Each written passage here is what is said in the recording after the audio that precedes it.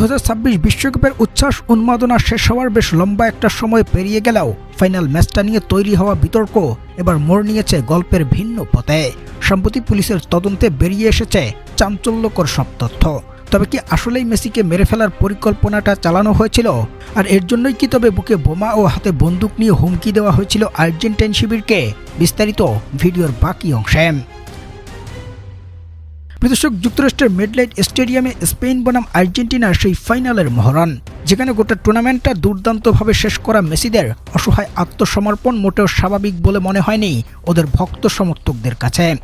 ফলে বেশ কয়েকটা বিতর্কিত ঘটনার সামনে নিয়ে এসে ম্যাচটা পুনরায় মাঠে নিয়ে যাওয়ার চেষ্টা ও প্লেয়ারদের উপর বাইরের কোনো চাপের কথা স্পষ্ট করতে চেয়েছিল ওদের ভক্ত সমর্থকরা। তবে সে সময় সেই সব কিছু আমলে না নিলেও এবার পুলিশের তদন্তে নড়ে চড়ে বসেছে ফুটবলের এই সর্বোচ্চ নিয়ন্ত্রক সংস্থা। কেননা সদ্য শেষ হওয়া এবারের বিশ্বকাপের আসরে শুধু মেসি নয়, বরং ক্রিস্টিয়ানো রোনালদো ও কিলিয়ান এমবাপ্পে পড়েছিলেন মহাচাপে। দ্য মিররের প্রতিবেদন অনুযায়ী সবচেয়ে বড় হুমকির মুখে পড়েছিলেন লিওনেল মেসি, যার শুরুটা হয়েছিল মিশরের বিপক্ষে সেই বিতর্কিতভাবে আর্জেন্টাইনদের জয়ের ফলে। এরপরেই নাকি বিভিন্নভাবে হুমকির মুখে পড়েছিল আর্জেন্টাইন শিবির, যার মধ্যে দ্য মিররের প্রতিবেদন বলছে বুকে বোমা বেঁধে ও হাতে রাইফেল নিয়ে সরাসরি প্রাণনাশের হুমকি দেওয়া হয়েছিল মেসির আর্জেন্টিনাকে।